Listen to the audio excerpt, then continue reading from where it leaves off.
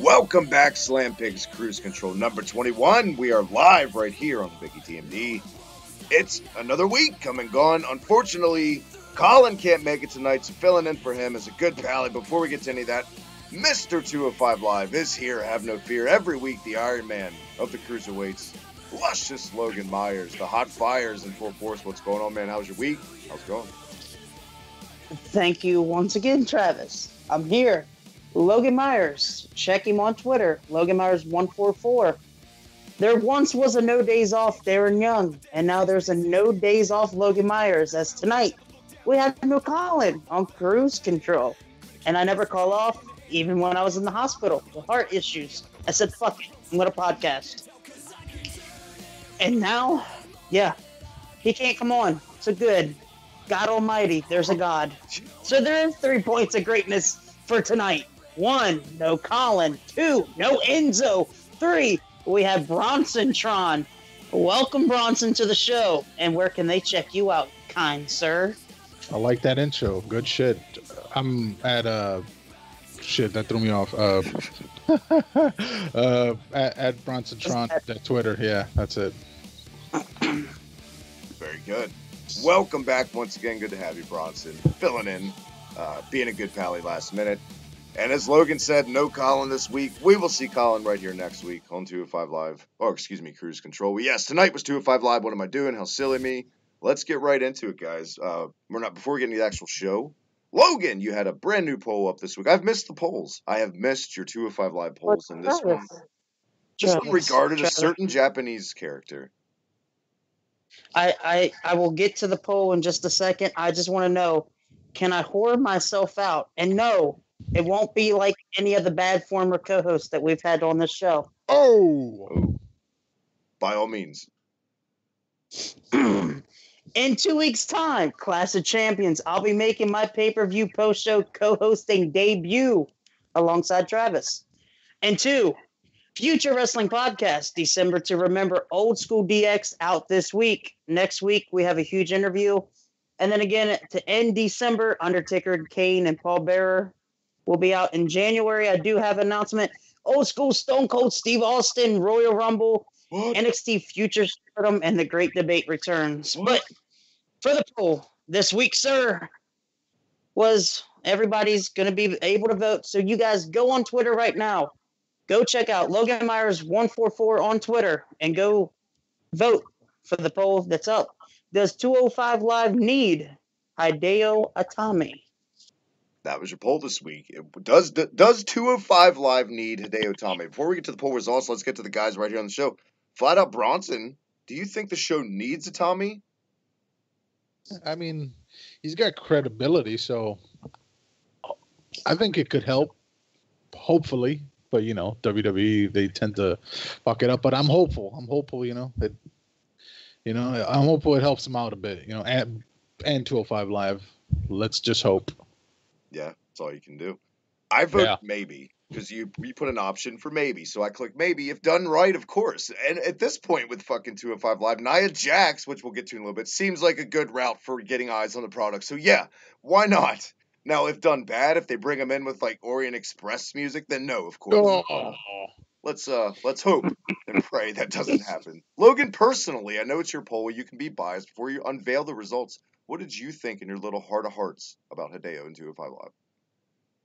Well, you guys can vote on the poll. It will end in 6 days. So I thought the results were in. Silly me. No, the results will be next week. But you guys don't forget, go on at Logan Myers 144. Go look for the poll up there now and definitely vote.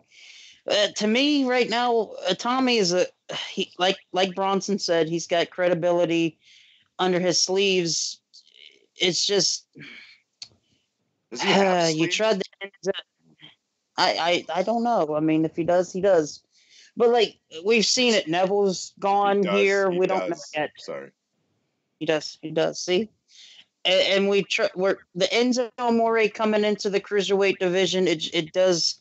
That was credibility too, and we've seen how was high. It was doing pretty good. It was high up there, and then it slowly just tumbled. So we don't really know yet. I don't know personally.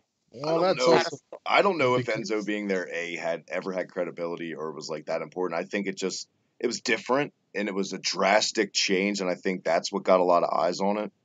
I mean, that's just opinions different on it. That's just how I saw it. I don't think Enzo is like the last. When you think of the word credibility, for me, he's the last person I associate with that word. I mean, that's a personal thing with Enzo. I know there's big Enzo fans out there.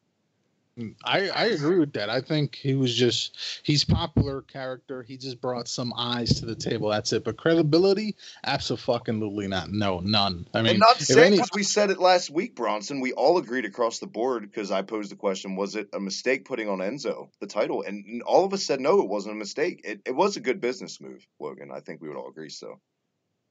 I was just saying credibility as like a main roster guy going to the Cruiserweight division and him being the only guy that do that really besides Neville.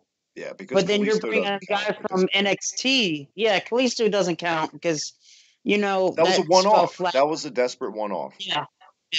And it didn't work at all. But now you're bringing a guy with credibility from NXT that's been in there in that division at NXT for many, many years.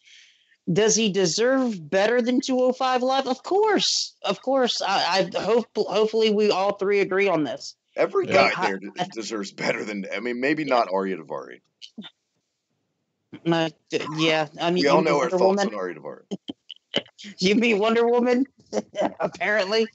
No, but like I said, Hideo Itami he's got credibility and he's a very good athlete in the ring. I think this might be the last straw with 205, but again, I don't know. I can say more about 205 as a whole in another segment. I just want to confirm. Did you say Heidi Ho Itami or did you say Hideo Itami? yeah. See, now you're messing me up. The people Thank need you, to know. Travis. Since we're talking cruiser, I just thought of something that could maybe help the cruiserweight division. Maybe how about if they brought in some cruiserweight legends, like a Dean Malenko or any other cruiserweight legend. Psychosis. La Parka. I love La Parka. It's a bias marky thing for me to say. Crazy. But LA Park is still very much active and extremely popular down south. He is. Yeah, That's a guy. I was gonna say, yeah, LA Park, because they got the rights to that name. Yeah, I wouldn't. Yeah, so you got to get LA Park, like you said. It's the same thing. Let's be real. Yeah. But I totally agree with that. There's so many guys. A lot of those guys are still active too from that WCW time period. You know what I mean? Even go like the 2000s with it. There's no reason to me why Gregory Helms shouldn't have appeared at least once by now. Something. Yeah. Hurricane. Yeah, even Jamie Noble. Jamie Noble can be in the conversation. Billy Kidman, Well, I don't know if he's active though. Hashtag Big Boy season for Billy Kidman. Isn't he like a agent backstage, or he is, was? But he's not the Billy Kidman we all. Oh yeah. I see what you're saying. He's a little hefty. He Jamie might Noble still be able to do it. Jamie Noble could go. I mean, that guy was good, man. He was good for a little guy. He was really good, Jamie Noble. Yeah. Even the biggest name that we've mentioned before in the past, Rey Mysterio, is another name you have to put on that list. As for what you guys were saying, like legends, like Bronson said, legends. After we get our final thoughts, I do have the new segment coming out. It's not cruising down memory lane anymore. It's cruising around memory lane with, we're going to pick one old cruiserweight and one new cruiserweight to go at it. And each week, I think that'd be cool to add to the podcast as well, Travis. Is there like a fucking checkpoint on the road with like Rizongo, the fashion police, saying no, take a detour, unless you want to get? Yeah, I don't know. Let's try it. Well, let's cruise around memory lane, Logan, and up your little bag of tricks with your brand new segment. Well, of course, Cedric Alexander versus Rey Mysterio comes to mind. That would be a great match, I think. I mean, I know Rey Mysterio isn't the same Rey Mysterio as he was years ago, but I still think he could get the fan base going on 205. I still think you could put Rey Mysterio in that division, and I think it could help. So you want us all to give like a fantasy matchup, or just all of our thoughts on one per week? Fantasy matchup, one per week. For every one of us having a different one. So I give one right now. Yep, go ahead. I gotta say, Zack Sabre Jr. and Dean Malenko would be a hell of a fucking masterpiece. Oh. Oh, I thought this was WWE, people in the WWE, but you're just saying anybody, Logan? Anybody from like the old days versus the new school guys. Yeah, I mean, you can bring in Zack Sabre Jr. Fine, Jack You can bring Gallagher in and Dean anybody. Malenko. Okay. That works. Oh. Still a good match. That would be a great match as well. Oh, Because see, Jack I gotta Gallagher may be one of the most underrated guys in the entire roster. Cruiserweights, heavyweights. Oh, my God, that guy yeah. can work his ass off. He's good, yeah. I mean, that's the thing. A lot of those guys can work, but it's the shitty booking, man. We'll get into that later tonight because this may be the flat-out best performance I've seen from Tony Nese since we've been reviewing 205 Live. And he's had great matches, but tonight he had a kick-ass match. We'll get to that. But Bronson, who do you got for Fantasy Warfare, man? See, you used Malenko. I had Malenko too, but well, it's okay. You can use Malenko. No, yeah. And this guy is in the WWE currently. Dean Malenko versus Drew Gulak. Battle of the Technicians right there. See, and a lot of people, when they think Gulak, they're thinking the Steven Richards character. I'm thinking CZW, PWG, bearded Gulak. That guy was a straight-up shooter, man. And we still see glimpses of that doing this goofy gimmick, but not as much. But yeah, badass Gulak, that would be a hell of a match. I agree. There's all kinds of names you could put on that. But again, Colin will be able to join us on this segment next week, hopefully. I do know Colin tweeted out one thing about missing the show tonight and all that. Sorry, and all that. But he said that he loved Grand Metalik and Brian Kendrick, your favorite. So I know he was rubbing salt in the wounds to you there, Logan, tonight. Dead silence because you're offended. Fuck. All right. Well, can we just take the cat out of the bag now, Travis, and just talk about this Enzo Amore and Nia Jax romance? Well, she's not out of the bag, everyone. And thank you, by the way, for anyone who stops by the chat. They're looking at her on the thumbnail. I listened to Tuna Meltzer and Alvarez real quick this morning, just for some fucking reason. I must have been bored. But yeah, I mean, there's a lot of rumors about Nia Jax coming to 205 Live. A lot of it having to do with this influx of all these new women and her kind of not having anything for her.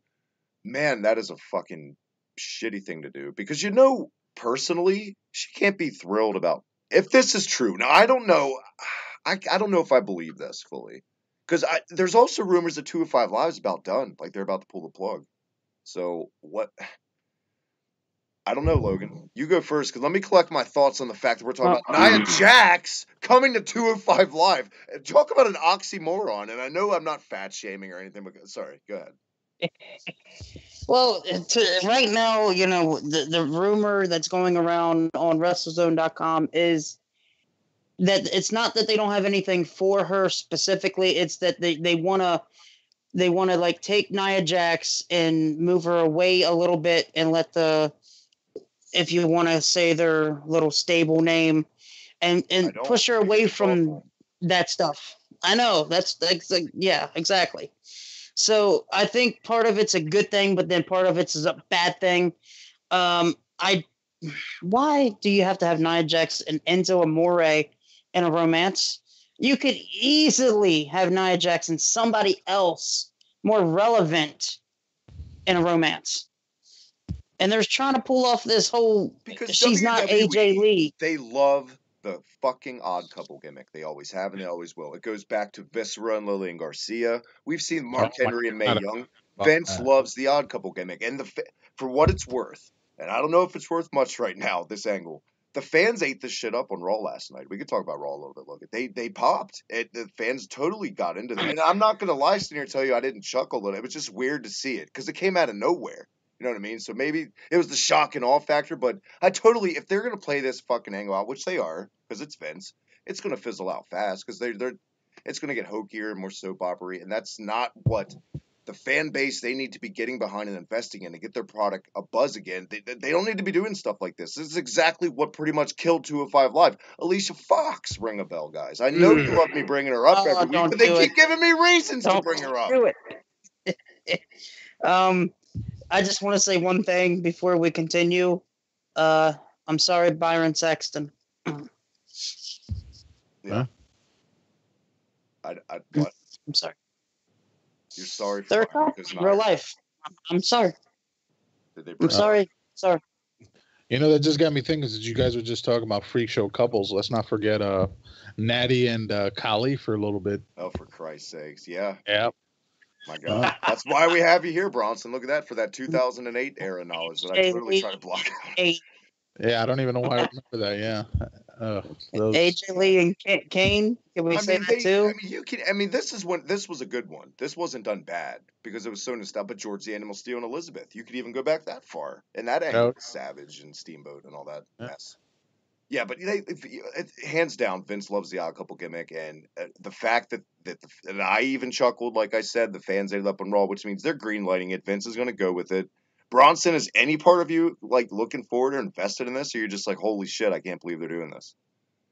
I'm not a fan of her at all. So no, I don't. I'm not a fan of Nia Jax at all. I don't. Yeah. Other than her look, I don't think there's anything special about her at all. So no, I'm not for it. My God. Finally, of all the guests I've been on shows, I've had so many guests on this show. Finally, someone sees with me a little bit more eye to eye. I don't think Nia's trash. She's come a little bit further. But man, when she was main eventing takeovers with Bayley, when she was like in those earlier stages and people were like, she's so good, she's progressing so fast, I was like, no, she's not. What the fuck are you guys watching? Tamina, to me, is below Nia at this point, and that's sad, considering how much experience Tamina has. Tamina is the flat-out shits. She is awful. And we got to see the comparison with the two at the Survivor Series, but man, I kind of got to lean your way still, Bronson. She's still very greenish in the ring. You know what I mean? Like, and you can just tell sometimes. Dana Brooke has that greenish. You don't need to watch for more than 3 seconds to see that sometimes. Yeah, but the difference between Dana Brooke, though, The Rocky and her cousin, though. So there you go, you know? My God.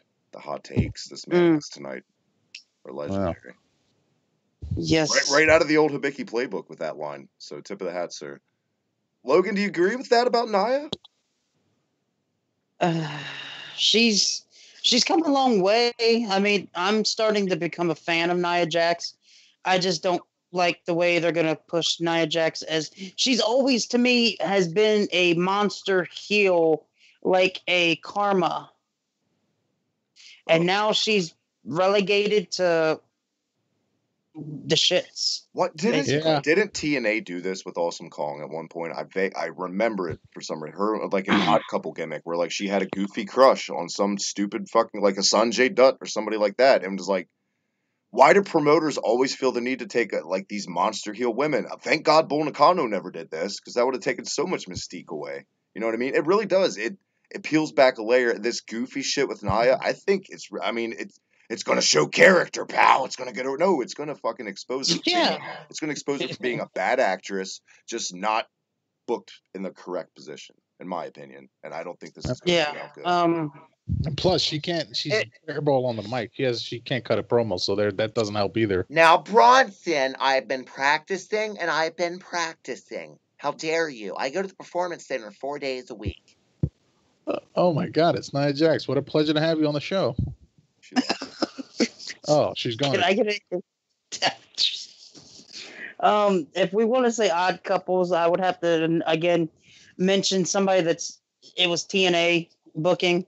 Eric Young and ODB. That was Odd Couple. That was good, though. That was a good one. I liked that one. That was a little less Odd Couple because Eric Young's fucking crazy. And it made sense. You know what I mean? Yeah. Now, if ODB would have been with, like, oh, God, a TNA guy back then, a Shark Boy, then you got something. Then you got an Odd Couple gimmick. Something.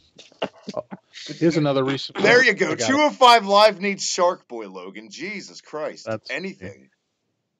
What about Santino and Beth Phoenix? They were together for a bit too. Remember that one? That was kind of funny at first. At first. Keyword at first. At first. Yes, like everything at first. Santino was funny for a while, then I was like, oh, I'm so sick of him, you know. Gentlemen, let's get to the recap of what happened on Monday Night Raw. Monday night, Drew Gulak. Before we get into the show tonight, we need to cover this. What happened? He's been this could be nothing, or this could be a step towards something. But finally, it seems some sort of trigger has been pulled. They've listened to the people, Logan, us, and fans of Gulak Nation, putting him in some sort of serious main event type of spot. And he's the new in the match with Rich Swann this next Monday night on Raw for the #1 contendership. I kind of think they're going to go Gulak just for that in-house beef with the Zoe Train because they love angles like that too. And quite frankly, I do too when they're done well. I think nobody wants to see Rich Swann win. Let's be serious. Yes, he had a good match tonight. The crowd was into it, but he had no reaction coming out at all. Crickets. And I think people eat up Gulak's routine. They do. They do. They really, really do. Drew Gulak. He's what negative things can you say about a Drew Gulak right now? He's got the gimmick. What did you think of the He's four-way got match? the mic skills. What did you think of the four-way match, Logan? Real quick, and then about Gulak. Honestly, it was great. I thought it was good. I thought it actually both fatal four-way matches got good time, and that's what you got to look at. I think out of the both fatal four-ways, I think the Rich Swann match was better. Right. No, it was the Cedric Alexander match from last night that was just great. But it didn't matter who won last night either, because the fact is all four talents got enough time to showcase abilities, showcase what they are good at in the ring. Yes, Drew Gulak won the match. Cedric Alexander, of course, he's always been great in the ring, and there's things like Mustafa Ali is another guy that you can't overlook. And I think he is going to be the future Cruiserweight champion, and maybe next year. Maybe. What did you think of the decision to go Gulak, Bronson? I like Gulak. I'm all for it. That's good, man. He should win the title. Enough of this shitty Enzo reign. So I support him all the way. Go Gulak. I agree with both of you guys 100%. And I feel like if any positive comes up with this Nia Jax Enzo angle, it's to get him the hell out of the title picture as an excuse. And I'm all for that. So I can't. And I think a good route to go would be Gulak and Itami. And I think Gulak is more than capable of holding up his own with Itami. I think that would be a good little feud. Yeah. Mm-hmm. It's something at this point with 205 Live for the listeners and everybody. Like we're hanging on by a thread every week. We have to talk ourselves in our group chats and our DMs to keep reviewing this fucking show, and the people don't know this. And they need to know our sanity levels at this point, Logan. I do want to say though that I think the reason why they didn't pull the trigger on Cedric Alexander, and that's also a question that wanted to pop up in that segment that I wanted to do. Is it Cedric Alexander's time? But I don't think it is time for him right now. I think Cedric Alexander is the guy that they're going to put against Itami when he debuts. There's your Mania pre-show match. God, that's depressing. Rad Zero. Thank you, man, stopping by the chat. What a good pally. Yes, guys, get over there. Check out Rad Zero's channel. He just hit 200 subscribers. Congrats to him. Great wrestling and gaming content, essentially just like here. I hope to have him on any Slam Pig show in the future. Shout out to you. Thank you for stopping by. He says in the chat, WCW alumni, the best cruiserweight division ever. Nobody can argue that. That is a 100% accurate statement. The golden era of the cruiserweights was, late WCW in the 90s. I mean, it's kind of the only era for American wrestling on the mainstream. Was there one before WCW? No, right? No. I mean, flat out. There's the influx of the WCW light heavyweight champion with Brian Pillman and Liger. Those matches were great, but no, not an entire division until the late 90s. Actually, didn't WWF have a light heavyweight title before Taka? I think they might have. They did, okay. And that it was a very low-key title. They never promoted. It was never on a pay-per-view before Taka. It was usually just defended, usually on house shows, or very rarely it made its way on a Superstars taping. And also in the 80s, a lot of people don't know the original Tiger Mask would make some MSG shots, and Antonio Inoki and all those fucking guys. So, yeah, like I said, there's been some sprinkles of the cruiserweights for years, decades, but that was the first time you ever saw a full-fledged fucking division. And for all the bumblefuck decisions Eric Bischoff made, flat out, that was one of the best ones, because what kicked off a wrestling show back then better for a bunch of moves you never seen before at a time where, God, timing was everything. It was perfect for just all this hot shot booking because nothing had ever been done like that era. So it all just worked out perfectly. But they shot themselves in the foot because they did it too much. But back on track to more depressing times, like this show, Logan, 205 Live. But they're going Gulak and Swan. I think they're going to have a good match next week. Early predictions, guys, for the number one contendership match next week. Who you got next week, Logan? I got Drew Gulak. How do you think it's going to play out? I think Enzo's going to come in next week and like be very pissed off about the whole Drew train. You know, I just I think this could be a future Drew Gulak. I don't know. Sorry. Yeah, I think Drew Gulak could be turning face here soon. Well, there you have it. Bronson, you think Gulak's going to get the spot? Do you think? I think I could also see him doing Rich Swann as an easy transitional contender until Tommy just comes up, be lazy about it, unfortunately. I mean, I hope he wins, but I mean, Enzo could come out during the match and cost Gulak the match somehow. That could happen. Hope not, but I wouldn't be surprised somehow he gets screwed, Gulak, that is. Yeah. We will see. Before we get into the review of the episode tonight, Logan, anything else you want to talk about? Well, did you guys heard about the 205 live events coming up? Yes, that my man. Thank you. That's even in the fucking title of the video. Thank you, man. Yes, it's not a rumor. It's confirmed that in January, 205 Live, a show that's not getting any viewers, is going on the road. That makes sense. Yeah. Yeah. I don't know. I read on Twitter, and the question that kept popping up: do you think anybody's gonna even purchase tickets to a standalone 205 Live event? It totally depends. Totally depends. And I will kind of not rant, but a little story with this. It depends on the areas that they book it in. Because flat out, in 2010, Logan, you're probably at one of these shows. I think we talked about this before. In our little rural small town, TNA Wrestling actually came. Did you go to one of those shows, Logan, at the Maryland Theater? No, I was going to, but I never got to. I went both years, and guess what? Business was shitty for TNA on television at that time. Not shitty, but just bad. They packed that place both fucking years. And I think they do that because you go to a place that's starving for food in general and you throw them a saltine, they're going to act like it's a steak. You go to a place that hasn't had wrestling, big name wrestling forever, people are going to come out. You know what I mean? People in the tri-state area of that section, I think people will go out of the way. Now, if they put it in New York City, shit. You know what I mean? Like, what are you going to run against Ring of Honor? Good luck. Good luck. And you know what? I see this going maybe 2 weeks without them co-branding with NXT because they're going to be so desperate for fucking ticket sales. They're going to do something. They're just going to flat out cancel it.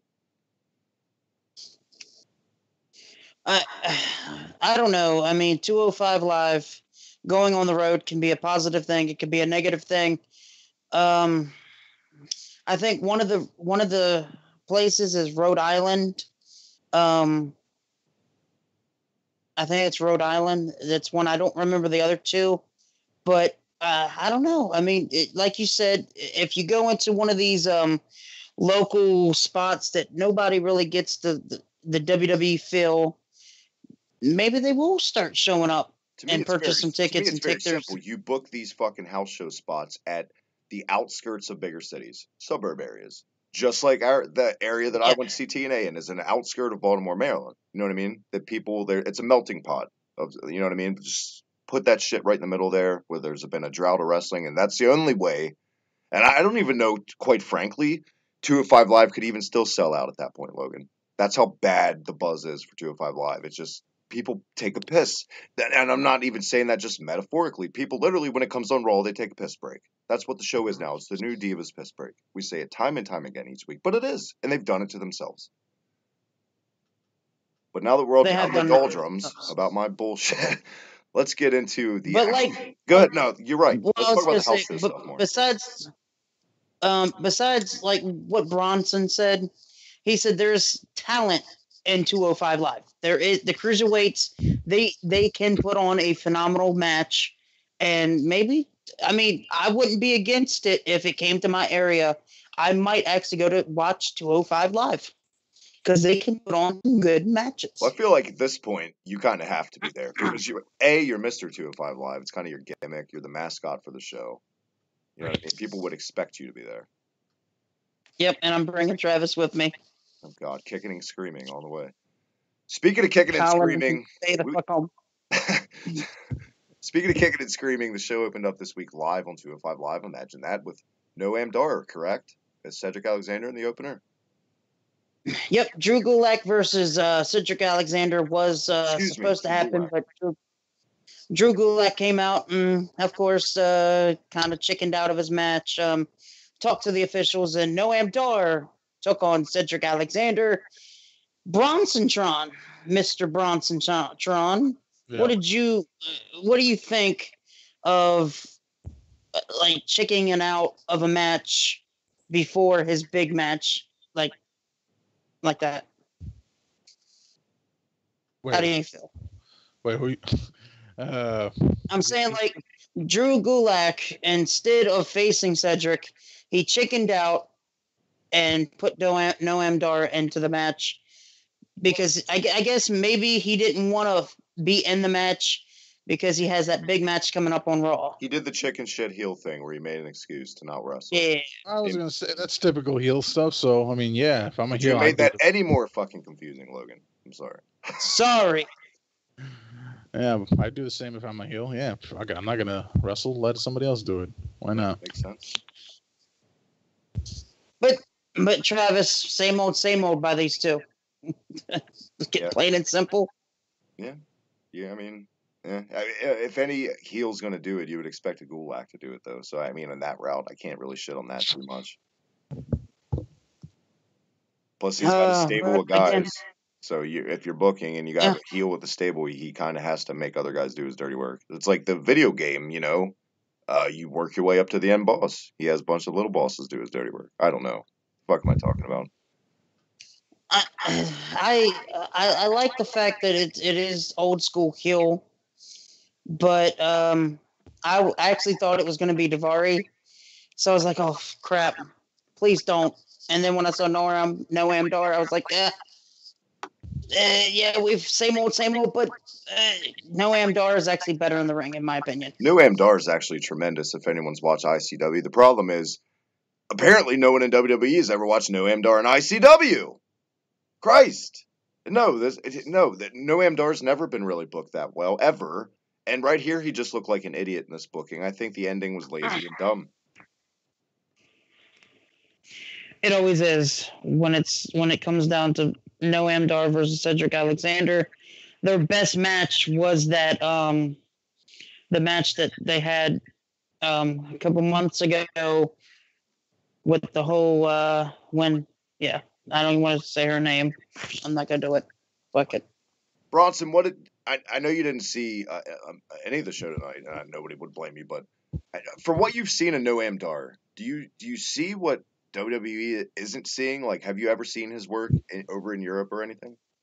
I mean, Cruiserweight Classic, he was booked pretty well, you know, like he did add good matches. So it's again, you know, I hear 205 Live is pretty bad because it's booked. It's Vince McMahon and Kevin Dunn. Triple H doesn't have his hand on it. So maybe if he did, maybe it would have been better. You know, people would care more. But since it's Kevin Dunn and Vince McMahon, it is what it is. Sadly, like I said, they're all talented. They deserve so much better. Yeah. Can't argue. And I think you get to the other sad end of this match. Cedric Alexander, you say that it's not his time yet. It's not the time to pull the trigger. I say it's overdue. And it's about reaching its expiration date for me because eventually people aren't going to care. And it seems like people are caring less and less about Cedric Alexander each week, which is why I texted you, or later on we'll talk about in the main event. I flat out thought they were going to turn Cedric heel tonight to just shake him up, give him an edge. And I don't really hate on that idea at this point with Cedric because he's so bland right now. He's so good, but he's so bland. And you just can't. Then you have an Apollo Crews. You know what I mean? Then you're in that area, and nobody wants to be in that zone.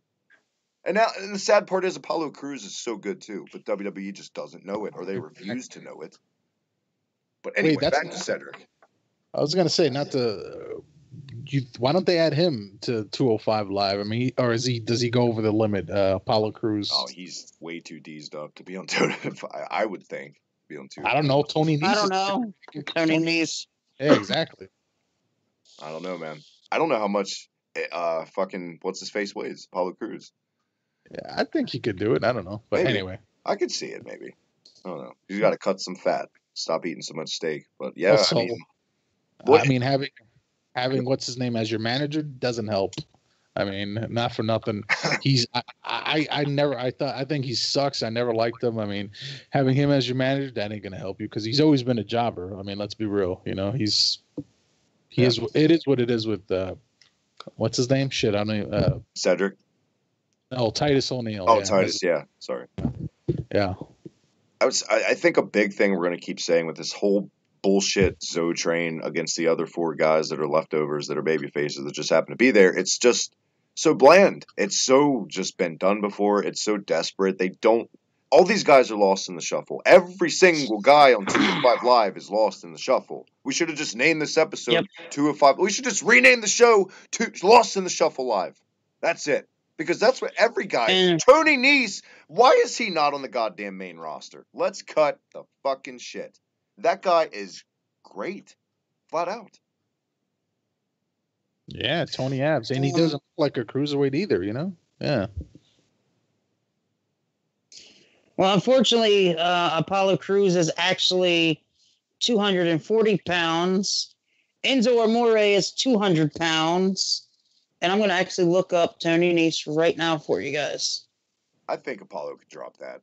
Give him a couple months. Give him an Adderall prescription. He could drop 40 pounds. Easy. Yeah, Tony Nese is only 196 pounds, but again, he looks kind of like Apollo Crews weight. Yeah. Welcome to Weightcast. Or maybe they should just, change it to the X division. Maybe that'll help, fuck the 205 limit and do something else. Where did that take us to in this? Was this the Rich Swann promo up next, Logan? Yep, it was a backstage segment with Rich Swann and them, and then the interview.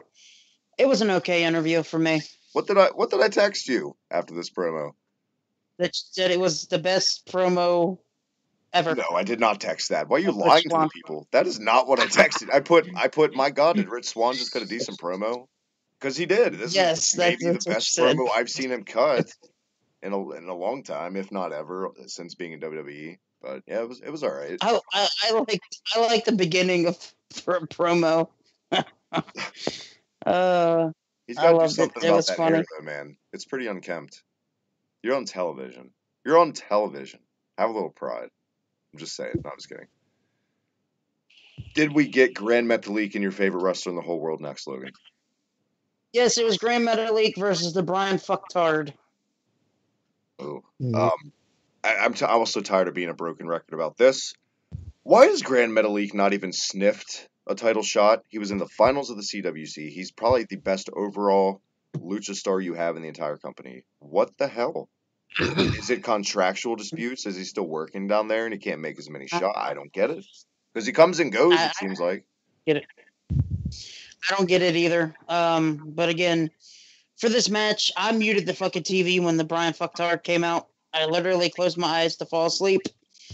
I did enjoy watching that leaping Hurricanrana over the barricade by Grand Metalik. That was nice. That was great. And actually, the fans actually got into Grand Metalik and was actually cheering him. He got a better reaction than I think anybody on 205 Live this show.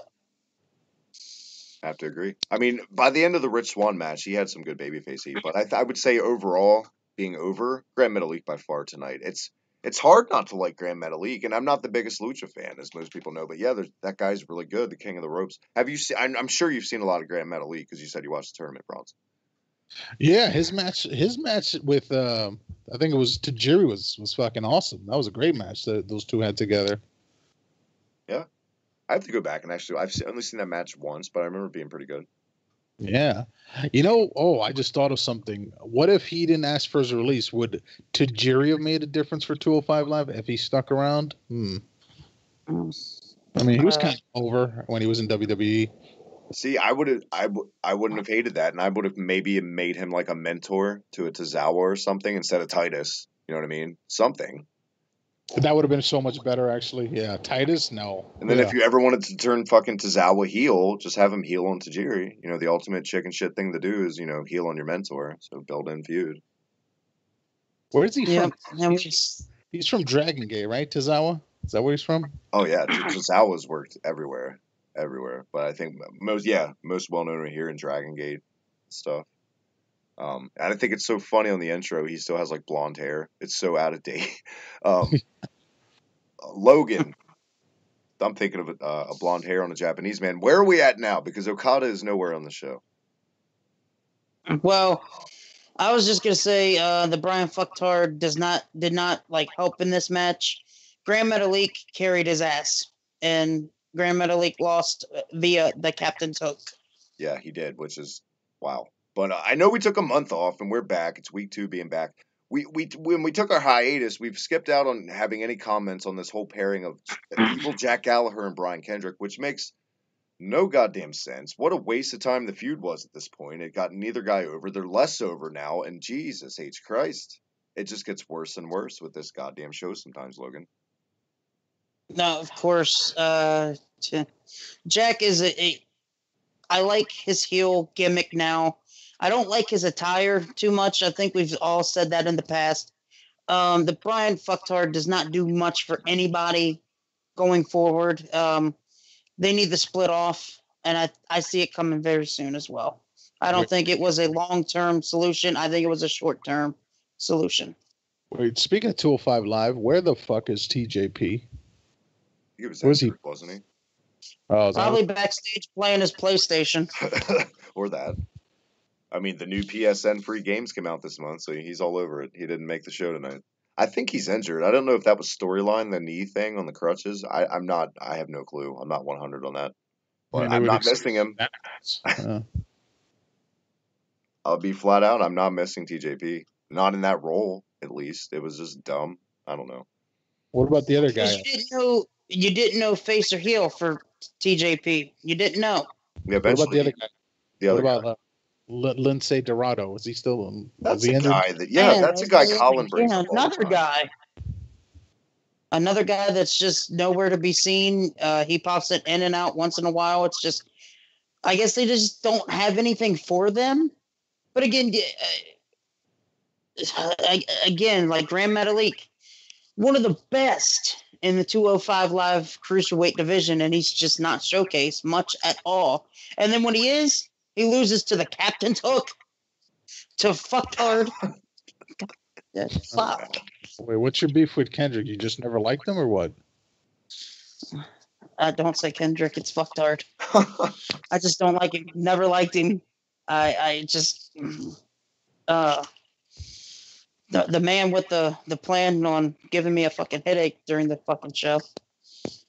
I just thought if they kill 205 Live, you know what's probably it could happen? They'll just put 205 Live merge it with NXT maybe. They'll I think half the guys in 205 Live, if it folds, they will release, and half the guys they'll just mix in the main shows. Yeah, your standouts, your Cedrics, your Tony Nese's, guys like that. I mean, honestly, I could see Kendrick just being a fucking trainer at the Performance Center of 205 Live. Yeah, definitely. I could. Cedric Alexander, I don't know. Do you put him in NXT, Raw, SmackDown? What do you do with him? I mean, it's just he's got great talent, and he's not great on the mic at all. Cedric is one of the easiest guys right now for me to book. I put him in either an IC or US title picture, flat out, and I do it traditionally, and I do it the right way to get him over. And I would work on his promo skills a little bit, and I would try to make him more marketable. But God, you want to be that era of guy, our best roster ever of workers, and that's perfect guy to have in there for your workhorse titles. You know what the problem is? I wish WWE, I don't know, or maybe in wrestling in general, but what happened to the days where you had a manager, that could help out so many people, but that's just like as soon as the Attitude Era really happened, the managers went away. I don't know why. They should bring them back. I'm going to cover my ass. I don't want to come off sexist with saying this, but male managers, the era of male managers, because a woman manager it's really, and I know I'm kind of going to rip off Jim Cornette because he's kind of dabbled and said this. It's harder to get heat with a woman manager because it's not like you can hit her. You know what I mean? It's not like you can truly get your heat back on a woman Yeah, manager. Mm-hmm. And the that may be the the heel flat out man, biggest man. lost art in wrestling currently is the male manager. Yeah. Paul Heyman is the greatest. Oh, and gee, Paul And Heyman's only one of the most over fucking acts every show he's on because yep, oh gee, I don't know why. It's an old school gimmick that's timeless that will, if done right, always get a guy over correctly.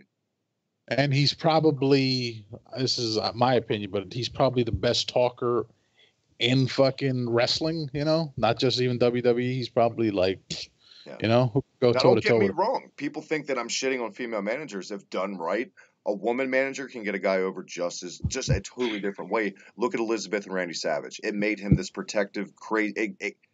That overbearing gimmick he did could either go babyface or heel. Is exactly what they did. Every time they went heel with him, it was a success. Every time they went babyface, because it all centered around his paranoia over Elizabeth. You know what I mean? The Mark Marrow and Sable thing, that's not how to get a guy over. We all know this. Because Yep. Sable became the star and he carried her fucking bags. But Yeah, but my God, we were talking let's about be honest. Sable on our 205 Live Yeah. show now. Let's be honest though. How many? But there aren't that many females that are good on the mic. I mean, Sunny was good. She's the exception, you know. Damn good. Stacy Keibler was all right. No. She was hot. she wasn't good on the yeah, mic, I would say. Actually, yeah. don't forget Nancy Benoit, but she wasn't on a WWE roster, but she was also a manager back in the days. Oh yeah, Woman was ECW. tremendous. Oh, Maybe wait, one wait, of the how- best female managers of all time. How could I forget Sherry? Fucking Sherry, of course. The best female manager of all time. Yeah. And also, I think you bring up Stacy Keibler. Melina, Did you say Molly Holly? Eminem. Oh, Melina. No, Melina. That was a good yeah. package. Melina totally worked until they fucked it up. But you bring up Stacy Keibler. That's that perfect time period era I'm talking about, where just the Tori Wilsons and the Dawn Maries and all that bullshit, Candice Michelle's, and they became managers or whatever. It just was, you know. Well, even before that, you had the Debras, you know.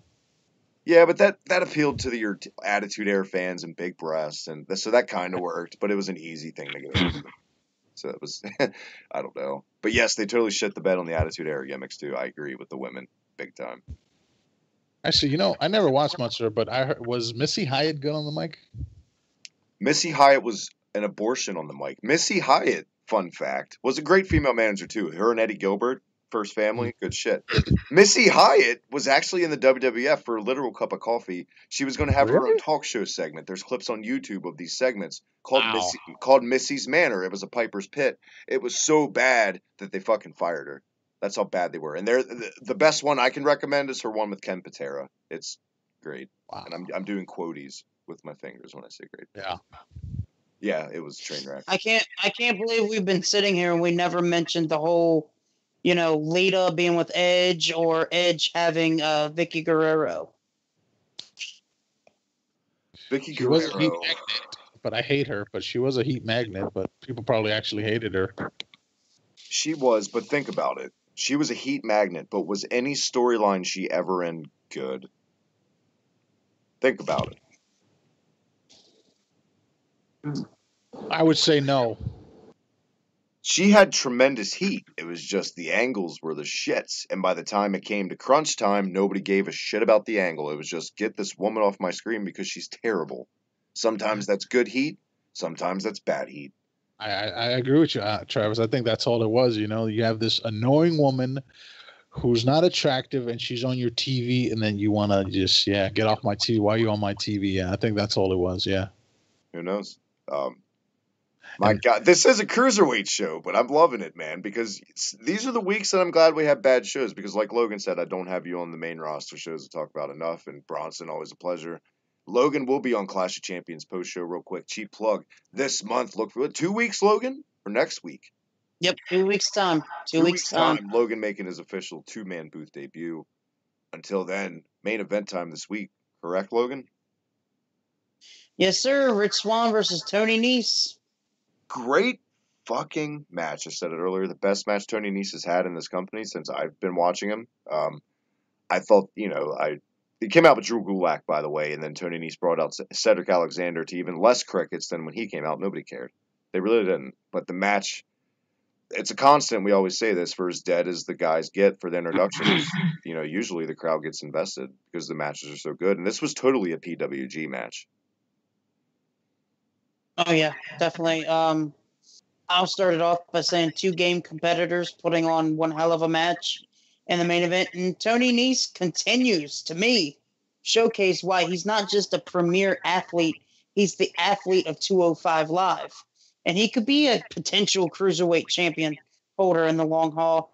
The only thing is, same could be said for Cedric Alexander. I just wonder why WWE chose Rich Swann and Drew Gulak, the final 2 guys for the number 1 contenders match.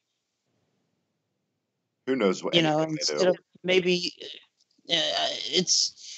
I could have easily saw not Drew Gulak, but Rich Swann versus Drew Gulak, or a Cedric Alexander versus Tony Nese. Do they even give a shit? Do you think they even give a shit at this point what they're even doing?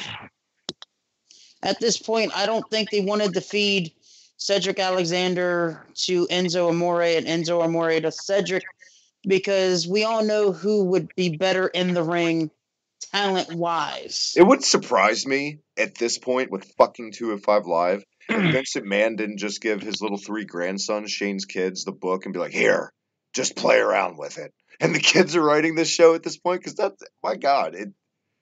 The ending to this, by the way, the Rich Swann gets your win in a great match with his top rope spinning flippy movie. Phoenix. Come on, Phoenix splash, I'm just trying Travis. to get the Mark tears squeezed out. I got you, though. I got you, bro. I got you. It ended with, Drew Gulak blaring the horn annoyingly, which was fine. But then, the rest of the Zoe train came out and then tried to be like the Shield. And nobody in the crowd cared. And I really thought Cedric Alexander was going to turn heel and join along with them because he never touched anybody in this entire match or segment. And I paid attention to that, too. I was like, yeah, heel turn. But it never came. And it's just a lackluster fucking end to it. Here comes Mustafa Ali and the other fucking babyface. And they fought. And they left. And that was it. Dumb. They tried to pull off a riot. I would have rather all of us gone on the network, all us 3 tonight, and just taken a random episode of Raw from like 98 and just reviewed that instead of wasting our time with this main event. The match was good, but like the payoff was just nothing. Fuck it. Next week, let's do it. 98 Raw, let's go. At this point. That's how they went off. What did you think of how this played out, Logan? I'm sure just as thrilled about it as I was. I mean, like I said, it was a hell of a match. The booking at the end, just, you have great matches that they could put on, and then you have failure of segments and booking from the guys backstage. A quick question. It's like, fuck, you can have a great match on a house show, but if there's no meaning, who the fuck cares? Remember all the tag matches on SmackDown, Playa, Holla Holla? They were good back in the day when they main evented, but nobody watched them because they meant nothing. Nothing when SmackDown meant nothing, because all it was good matches with no fucking payoff. No rhyme or reason. Kind of like Teddy Long as GM of SmackDown for like 2 years. Nobody gave a shit, so yeah. 205 Live is the Teddy Long of shows. Yes. Sad. Oh, come on. You gotta give Teddy more credit than that. Oh. 205 Live is the Rob Bartlett of shows. I stand by Teddy Long of shows. Let me get on WWE 2K18 and I can put on a better 205 Live show for you. Oh, I thought you were going to create Teddy Long. Oh. Yeah, that's what I thought you would do. But who would want to do that? Yeah. Wow. I'm going to go on my creations and try to find CM Punk and put him on 205 Live and just to fuck around with all of you. Could you imagine if like Punk finally came back but was on fucking 205 Live? That would be funny seeing. Yeah. Walk out on me, will ya? Watch this. But like we pointed out earlier in the show, I know this isn't a 205 or cruise control, thing that I'm going to mention. we also Well, it is. Bruno This came is back. Cruise Control. Don't turn your dial. I I'm don't know what the saying- fuck Logan's talking about. Hang on. I'm saying, we said Bruno Sammartino, or however you say it. I'm sorry. San Martino. Okay, my bad.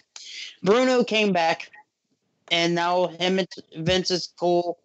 Warrior came back. And We now also Oh, don't give. Are you giving me the Punk speech? Don't do it. Punk is. Yes, I am. I'm telling you, man. I still see it. stand. Punk is going I to be the can see first it. guy to say no because he's that prickish and hard-headed and hipstery. He's not going to come back. you're saying there's no chance we'll ever see Charles Manson Punk in a WWE ring, huh? Cookie Monster Punk isn't headed back, and I'm telling you guys, I don't know. I just nope. Although, I mean, Set if me he up wanted for to that, wrestle, Logan. if he wanted to Yes. wrestle, he would be wrestling. I mean, he hasn't wrestled, so he could go. He could make money anywhere else. So If I had beaten the shit out of my body for almost 20 years, had the amount of injuries he did, you ever see? All you guys have seen his DVD, like back in the Indies when he had like skull fracture and he didn't know it, like all the shit. Plus, if I'm cooped up, I made my money, and I'm banging AJ Lee for a living now. I don't think I'm rushing back to be yelled at by Vince and his cronies. I'm just saying, things are going pretty good for Punk. yeah, hey, he made her quit because that was her dream job, right? To be a WWE, wrestler, and she left. What was it? That For WrestleMania, fuck's sake, if anyone has pride like a motherfucker to an annoying level, it's CM Punk. His way or the fucking highway. He's just one of those guys. I know a million guys like that in real life. I'm telling you, I never think Punk's going to be back. It would have to be if all the McMahons, and knock on wood, I'm not trying to, predict anything, died suddenly in a plane crash. Then it's McMahon free. You could see Punk back, maybe. If CM Punk were to not come back, I think it is because of the heat between him and Triple H as well. You got to look at that. I think yeah. Vince and Punk could patch things up in 20 fucking minutes. I don't think that's the issue. And it's exactly Sounds what like- you said. It's Uncle Paul. It kind of sounds like Stone Cold when Jim Ross brought him back to have that conversation with Vince when he walked out, when he didn't want a job to Brock Lesnar when he first came to the WWE. The difference with that is Austin only had to deal with Vince. Triple H didn't really have the book then. Could you imagine? I could have seen that playing out Well, yeah. differently. I could have. Who knows? I agree. What? The question is, though, if we're going to continue with 205 Live, though, who the hell's booking this show? Who do you guys think? Vince's grandsons. Already said it. With the coloring book. Legit, like Bronson said, I think it's Kevin Dunn and Vince. I think Uncle Paul's fingerprints aren't anywhere to be found on this, and it shows. I don't think it's Vince McMahon. I think it's more of Kevin Dunn and maybe Jamie Noble. There we go. It's Kevin Dunn. It's Vince McMahon giving Kevin Dunn a longer leash, but Kevin Dunn still has to here, can you greenlight this? And Vince really doesn't give a shit. She's like, fine. He doesn't even look at the script either. He just sends it out. So in a way, it's Vince maybe. It's that can be said for the same thing on Talking Smack Or Monday Night Vince Raw, McMahon. or fucking SmackDown, or most of the shows we watch sometimes. All of it. I bet you. Vince McMahon had nothing to do with Talking Smack. He once came in and listened and said, done. I bet you he's never even seen an episode of 205 Live in his life. Vinnie Mac, probably. I bet you he did, and then that's why you saw Enzo the next week. There's no stars here. What is this? Yeah, I agree. Totally. I don't know. I just don't know what the future holds for 205 Live. We've been saying this for months, and since the very first episode of Cruise Control, we don't know when it's going to end. We don't know when they're going to pull the trigger and just say, fuck it. The stars are going to NXT and tape the shit during NXT. I just don't know. I don't know what's going to happen. Is it people like us, though, that still give it a pause? They haven't, because it's not on cable, it's on their network, so they're not pulling the plug yet, because they're like, well, some people are still watching it. But it's people that have to watch it, because they have fucking shows to bitch about you, so it's a catch-22 in a way. Oh, wait. That just reminds me of that show.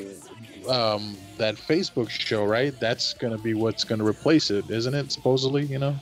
Maybe. Yeah. The rumor that's going around is that it could be a Facebook Live WWE show in the future, or a SmackDown versus Raw, show replacing it, or a mixed tag team match. I could not believe you would put. I would rather see 205 Live than mixed tag team matches. You know what? They should just bring back fucking Velocity. If they're gonna get rid of 205 Live, just bring back Velocity. I know, obscure. Who remembers that? Sunday night? Well, essentially, 205 Live for the past year has been 2002 levels of Sunday Night Heat. It's just been mediocre bullshit. It really has. Since Neville's been gone, was the nail in the coffin. I'm telling you right now, everyone knows that. Unfortunately. Yeah. Unfortunately, also though, guys, we are flat out out of time. We have cruised our way out of here this week once again. It was so good having you back. Thank you so much for filling in, man, Bronson. Yeah, no problem, man.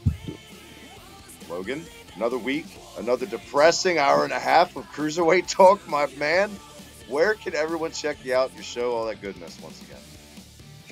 Again, guys, check me out on Twitter at LoganMyers144. Please go look for the Cruise Control poll for the, does 205 Live need Hideo Itami? And go look on YouTube, Future Wrestling Podcast. Go like, subscribe, and enjoy. Very good, very good. Bronson, my man, one more time, where can everyone check you out on Twitter? At Bronson Tron. Very good, and I will hopefully see you on a future show. And on Future Wrestling Podcast, I'll be popping up sooner than later. Look forward to that. And as always, guys, follow me. I didn't even plug myself at the beginning tonight. Look at that. Follow me on Twitter at TheHibikiTMD. Check out this. The Reset Button, Slam Pigs Podcast, Slam Pigs Union, Smack, Never Drew a Dime with Drew Ortman, and catch me at first thing in the morning on YouTube with my buddy Broski on Kayfabe Today Podcast. Until next week, fellas, I think that's all we got. Yes, sir. Logan. Enjoy. Have fun, everybody. Take us out of here. Take us out. This has been 205 Live Cruise Control. Yeah, pal.